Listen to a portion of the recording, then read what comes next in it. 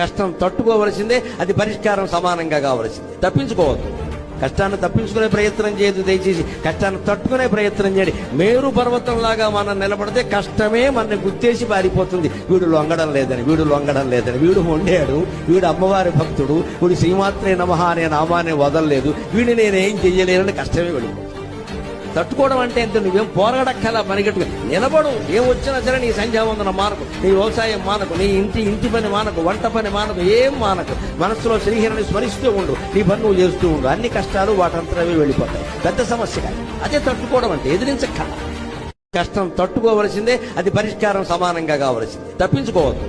కష్టాన్ని తప్పించుకునే ప్రయత్నం చేయదు, దయచేసి కష్టాన్ని తట్టుకునే ప్రయత్నం చేయండి. మేరు పర్వతంలాగా మనం నిలబడితే కష్టమే మనని గుర్తేసి పారిపోతుంది. వీడు లొంగడం లేదని, వీడు లొంగడం లేదని, వీడు మొండాడు, వీడు అమ్మవారి భక్తుడు, వీడు శ్రీమాత్రే నమః అనే నామాన్ని వదలలేదు, వీడిని నేనేం చెయ్యలేనని కష్టమే వెళ్ళిపోతుంది.